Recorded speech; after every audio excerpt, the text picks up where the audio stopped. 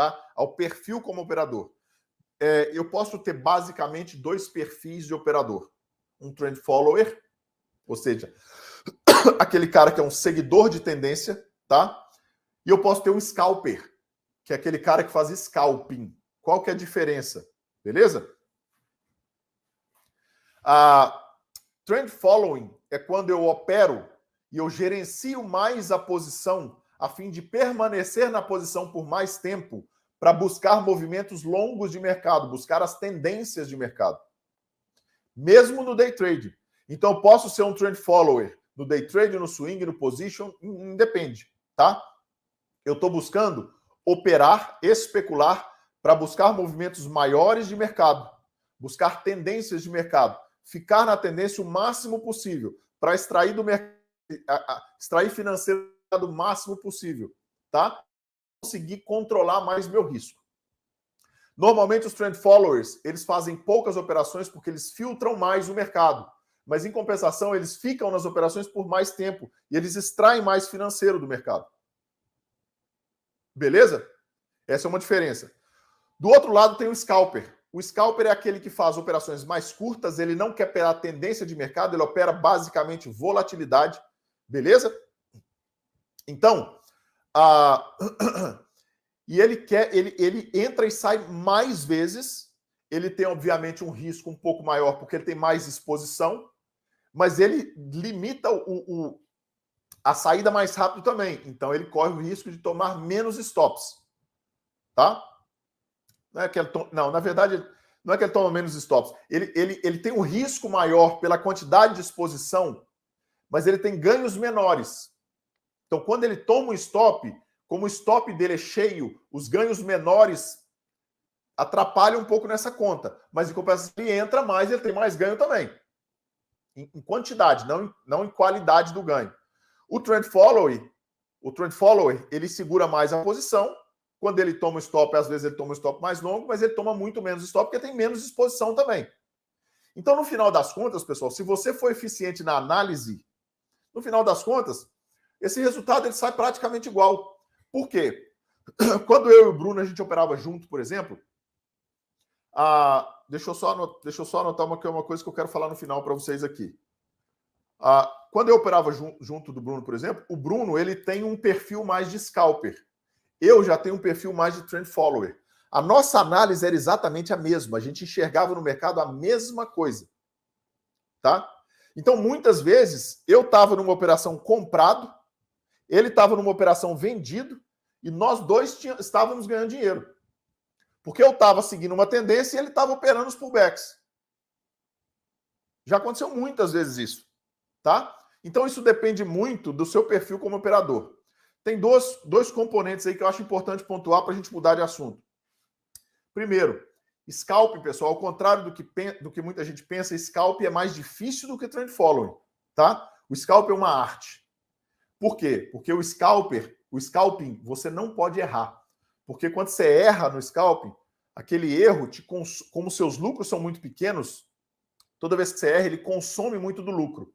Então, o scalping, você tem que ter uma taxa de acerto, uma taxa de eficiência altíssima, 93%, 94%, 95% de acerto. Menos de 90% nem chegue perto de scalping. Tá? Porque ele vai te tomar muito lucro, você vai sair negativo, isso é matemática. Isso é matemática, tá? Não tô chutando, não. Isso é matemática. Tá bom? E segunda coisa, eu ouço muita gente falar que eu sou o scalper, eu sou scalper, eu sou scalper. E, na verdade, 99%... Olha só para você ver o que eu estou falando, pessoal. 99% das pessoas que eu conheço que se dizem scalpers são, na verdade, ansiosas. Como assim, Felipe? O cara abre uma operação, ele não sabe por que abriu a operação, ele não confia na estratégia, ele não sabe gerenciar a posição. O mercado vai 60, 70, 80, 100 pontos a favor dele no índice, por exemplo. Ele fica ansioso porque ele não quer devolver nada, clica o botão e fala que é um scalper. Quem aí está se identificando? Eu já tentei fazer isso. Talvez vocês não, que vocês são perfeitos. Mas eu já vivi muito isso. E me prejudiquei demais por isso. Eu achava que eu era um scalper. Na verdade, eu era ansioso. Entendeu? E eu passei a ganhar dinheiro, a coisa começou a funcionar para mim quando eu aprendi a gerenciar minha posição e o meu risco e aprendi a ficar na posição o máximo de tempo que eu pudesse para extrair financeiro do mercado o máximo de tempo que eu pudesse com o menor risco possível. Foi aí que a coisa começou a funcionar para mim. Quer dizer que scalping não funciona? Não. Quer dizer que eu conheço muito pouco, eu conheço, eficientes, eu conheço 3 scalpers. Cara, eu estou há 16 anos no mercado. Há 16 anos. Eu conheço 3 scalpers que são bons no negócio. Scalpers, operadores que são scalpers. Um deles é o Bruno. Que realmente sabem o que estão fazendo. E scalp é uma coisa que não dá para você dar um treinamento de scalping. Tá? Por quê? Porque o scalping, você vai aprender a ser um scalper lá na frente, depois de anos, quando você desenvolve feeling. Porque o scalping tem muito a ver com feeling de mercado. É conseguir enxergar a dinâmica de preços dentro de um candle de 2 minutos às vezes. De 1 minuto às vezes. Pá, pá, pá, entendeu? Então, para mim, tem essas diferenças e é bom que vocês entendam essas diferenças.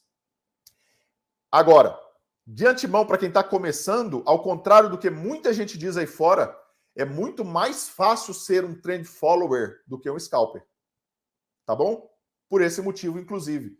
Porque vocês vão... Agora que eu falei, amanhã, quando vocês forem entrar no mercado e estiverem operando lá, vocês vão ver que comecem a sentir isso de vocês mesmos. Quando vocês estiverem achando que vocês estão sendo scalpers, tá? Olhem para si mesmos e percebam se vocês não estão sendo ansiosos, além de scalpers. Beleza? Eu nunca, assim, não conheço. Conheço 3, tá? E é difícil demais. Bom, pessoal, continuando aí, vamos para a nossa segunda parte da... Entendido até agora, galera? Entendido aí? Beleza? Tranquilo? É isso aí, então. Então, vamos lá. Seguindo aqui a sequência da nossa aula. Tipos de análise. E aí é muito... Isso aqui é bem rapidinho, tá? A gente tem várias análises que podem ser feitas dentro do mercado financeiro para darem vocês a capacidade de tomarem decisão a respeito de comprar ou vender um ativo. É para isso que serve a análise. Beleza?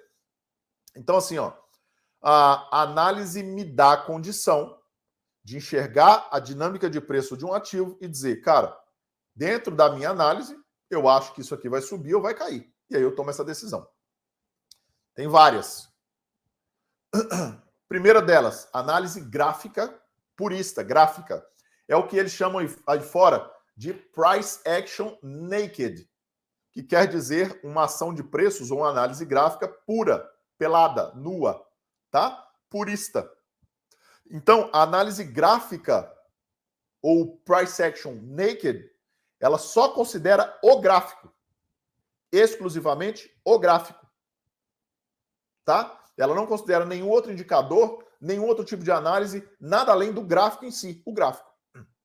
Seja ele qualquer outro gráfico que você queira usar. Normalmente, 99% dos caras que usam price action fazem price action com um gráfico de candles, né? Uma coincidência que eu vou falar daqui a pouco para vocês. Segunda modalidade de análise é a análise técnica tradicional ou convencional que as pessoas estão acostumadas a ir. E aí é que a gente entra num ponto que a gente tem que dar uma pausa aí também. A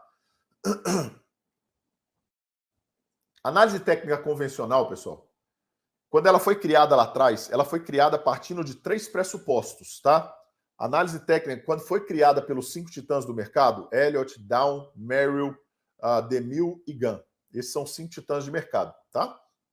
Quando esses caras criaram a análise técnica no início da década de 10, 20, ali por volta de 10, 20, entre 1910 e 1920 ali, esses caras partiram de 3 pressupostos para criar a análise técnica inteira. Quando saía a fita lá do mercado financeiro, tá? Ailton, tape reading é bom para te dar isso aqui, ó. Não posso falar palavrão. Mas isso aqui eu posso fazer. Tape reading é bom para isso aqui, ó. tá? É a única coisa que você vai ganhar com o tape reading é isso aqui, ó. Principalmente no cenário de mercado atual, com alteração de microestrutura de mercado, frequência e amplitude de mercado e frequência de negócios, tá? Você vai ganhar isso aqui com o tape reading, ó. E eu tô te avisando, né? Mas você pode testar, quebrar e depois você volta aqui e treina com a gente, tá bom? É normalmente o que as pessoas fazem. Elas vão embora, elas não acreditam em mim, vão embora, quebram e voltam aqui dentro. E são bem-vindas do mesmo jeito.